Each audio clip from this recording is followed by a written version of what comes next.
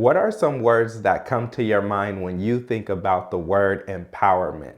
Some words that come to my mind is strength, confidence, competency. It just makes me think that empowerment empowers you. It helps you to be able to be successful in what it is that you are trying to do. And this video is all about economic empowerment and how we can help one another and empower one another in order to be successful financially. When I think about empowerment, probably the first thing that comes to my mind is educational empowerment. And the reason that comes to my mind is because I believe that there's a lot of people that push education, that says education is great. You should go get a great education. You should go to school or go to a trade school so that you can go and be successful. And myself and many people that I know, friends and family members, have followed that route, and we've went to college, and that is one form of empowerment. Another form of empowerment that comes to my mind is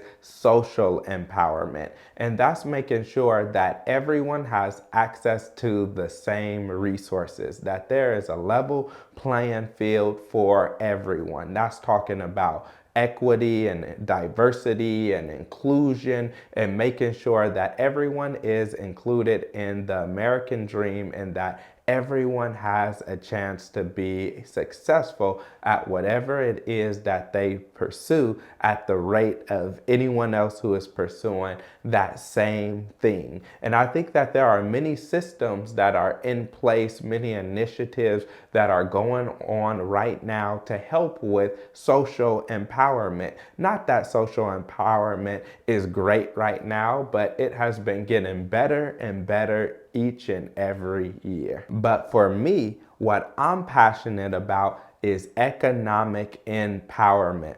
I feel like there aren't enough people who are out who are telling people these are the steps that you should take. This is what you should do in order to be successful with your money. And that's why I created this YouTube channel, so I could speak to you about how you can be empowered financially to make great decisions that will impact you and your family and your community in the future. The first step that we have to take to achieve financial empowerment is to make sure that we are proactive instead of reactive.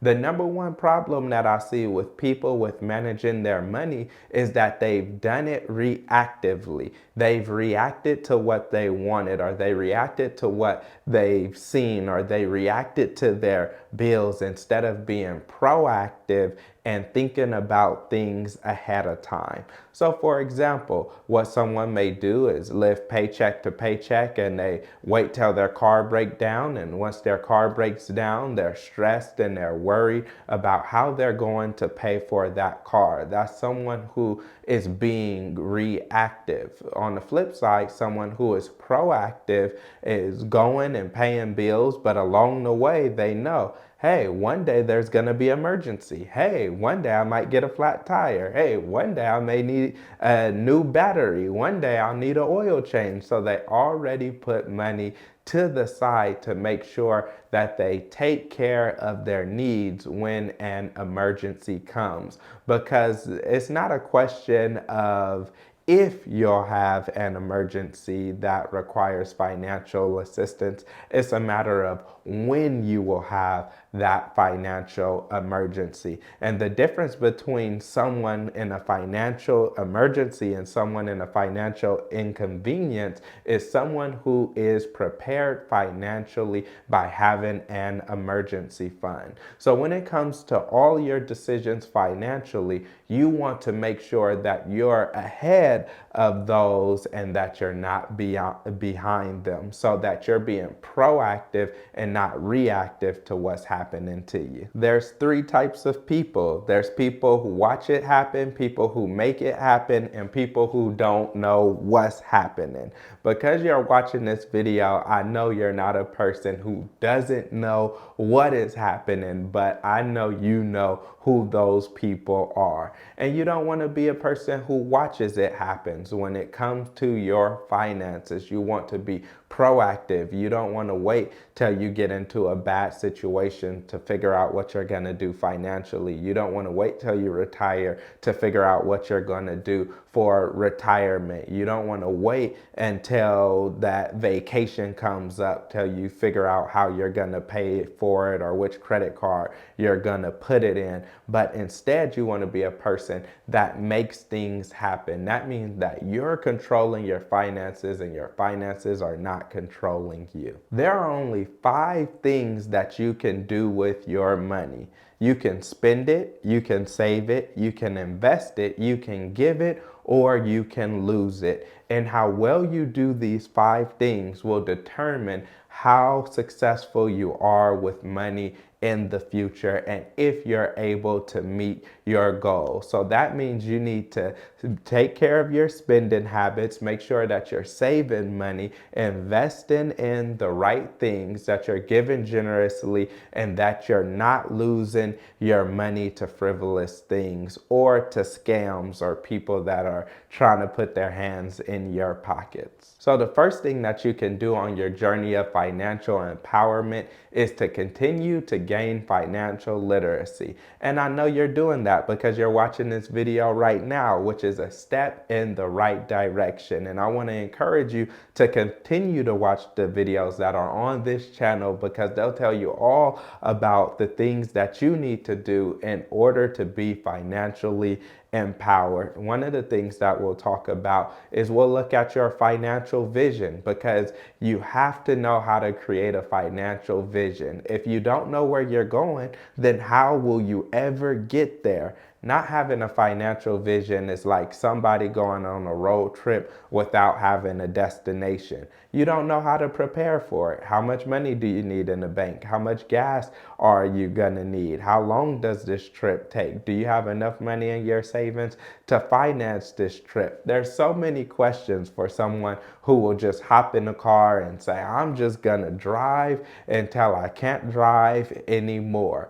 Instead, what you do is you set a destination. By setting a destination, you know how long it'll take to get there. You'll know if you need to take any breaks, what rest stops you need to use. You'll know what hotels you'll need to stay with or motels you'll stay at on the way, how much money you need for rooms and gas. You'll be able to make sure that you get your car worked on, tuned up, or an oil change before you go, get your tires checked out, and you can make sure everything is good. And it's the same way with your finances. You want to make sure that you have a destination because that will help you to be able to make good and wise financial decisions. Once you have your financial vision, then you need to set your financial goals, and your goals are checkpoints on the way to your vision. For example, if I was doing a road trip to Texas, or when I do my road trips to Texas,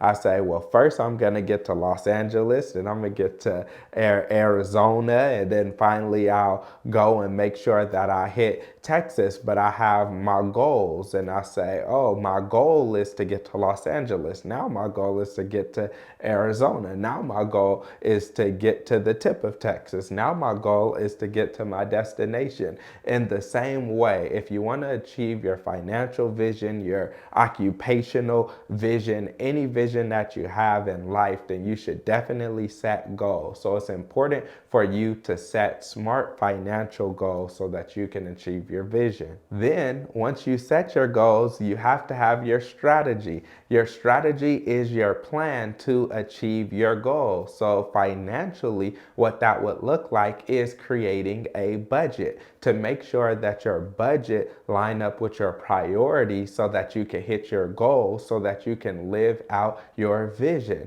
And so I know a lot of people don't want to pull out the pen and paper or pull out their tablet and computer and jot down all of their expenses, but you should have a good idea about what's coming in and what's going out. And if you find that you don't have as much money at the end of the month as you think you should, then you definitely need to write write out a budget and be proactive and not just spend money when you see things, but plan in advance for purchases that you're going to make. This is why I believe that economic empowerment, that financial empowerment is so important, because what good is it to get a great job and make great money, but you don't know how to manage the money that you have? What good is it to make six figures a year, but you're spending it on things like taxes because you don't have the financial literacy to get the tax breaks that you should be getting, or you're not investing in a way that you should, so your money is not growing, or you're living paycheck to paycheck and you're spending everything that you have because you did not learn how to create good saving habits, because you haven't sat down and created a budget, or you have loosely created a budget but you have not had the discipline to follow your budget. Then that's what this is all about. It's all about economic empowerment and making sure that you have the tools and the resources that you need to do to be successful with money. So if you watched this far, it means that you enjoyed the video and you want to keep learning. So what I want you to do is keep watching the videos on this page, which is all about financial literacy.